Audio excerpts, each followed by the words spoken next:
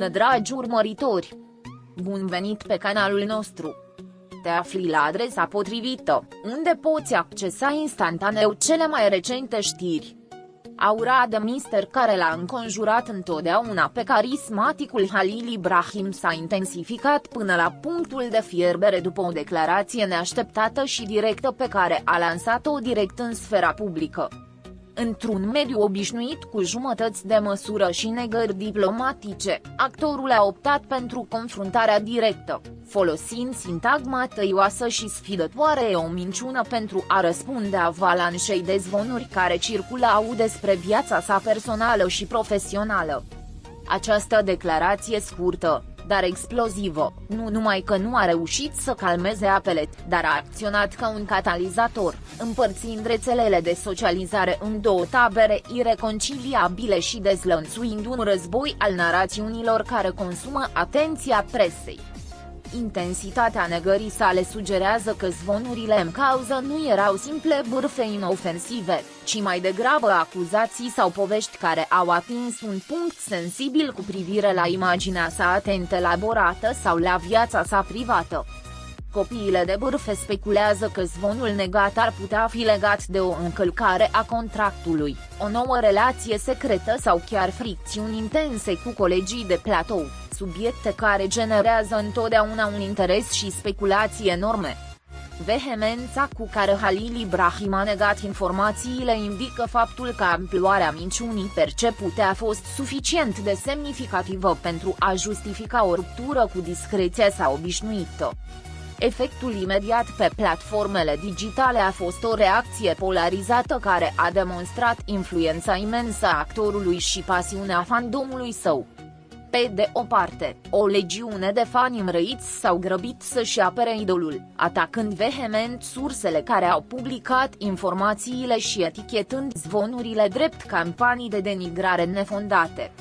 Această facțiune, cunoscută pentru loialitatea sa, a luat declarația actorului ca pe un adevăr absolut și incontestabil, strângând rândurile în jurul lui.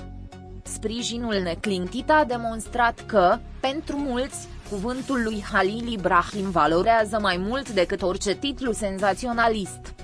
Cu toate acestea, pe de altă parte, un grup la fel de vocal de utilizatori și hateri a pus la îndoială caracterul absolut al negării, sugerând că intensitatea răspunsului său a fost, în mod ironic, un semn că un adevăr s-ar putea ascunde în spatele negării.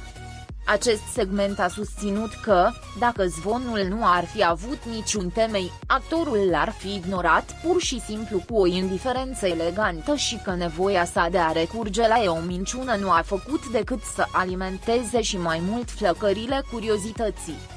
Îndoiala semănată pe rețelele de socializare a devenit o speculație constantă despre ceea ce Halil Ibrahim încearcă să ascundă cu atâta urgență și zel. Industria divertismentului, la rândul său, observă confruntarea cu un amestec de fascinație și prudență, analizând modul în care acest război al narațiunilor ar putea afecta proiectele viitoare ale actorului. Producătorii sunt conștienți că controversa, deși riscantă, generează și o atenție enormă din partea mass media, care se poate traduce în ratinguri ridicate pentru producțiile lor. Cu toate acestea, gestionarea acestei crize de imagine este crucială. O astfel de negare viscerală din partea unei vedete poate fi o sabie cu două tăișuri dacă informațiile negate se dovedesc a fi parțial adevărate în viitor. Declarația lui Halil Ibrahim a forțat presa să își revizuiască și să își reafirme sursele, punând în pericol credibilitatea mai multor instituții de presă care publicaseră poveștile pe care actorul le-a infirmat. Acest exercițiu de verificare a faptelor a devenit un circ mediatic în sine, jurnaliștii dezbătând în direct etica reportajelor online și responsabilitatea persoanelor publice în negarea zvonurilor. Actorul, cu remarca sa usturătoare, a reușit să mute conversația de la bârfe la însăși fundamentele jurnalismului despre celebrități, forțând pe toată lumea să ia partea cuiva. În urma negării sale explozive, actorul a menținut un profil discret, revenind la discreția sa obișnuită și lăsând vârtejul controverselor să se învârtă fără implicarea sa directă. Această retragere strategică a fost interpretată de susținătorii săi ca o dovadă a nevinovăției sale și a dorinței sale de a se concentra din nou asupra muncii sale, departe de zgomotul inutil. Cu toate acestea, detractorii săi văd această tăcere ulterioară ca pe o tactică de a aștepta ca scandalul să se stingă de la sine, în timp ce daunele aduse credibilității sale au fost deja făcute.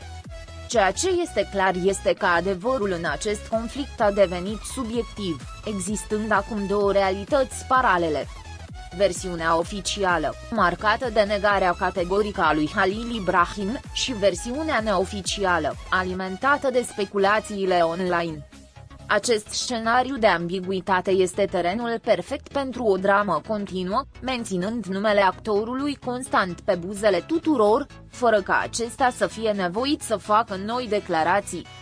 Incertitudinea este acum cea mai puternică monedă a sa, captivând publicul cu posibilitatea unui secret profund. Controversa a avut efectul secundar de a-l umaniza pe actor în ochii multora, dezvăluind o latură a lui Halil Ibrahim care se înfurie și se apără, demonstrând că nu este imun la presiunile și minciunile vieții publice. Această pasiune, chiar dacă este motivată de negare, adaugă un strat de complexitate imaginii sale, distanțându-l momentan de răceala atribuită uneori profesionalismului său.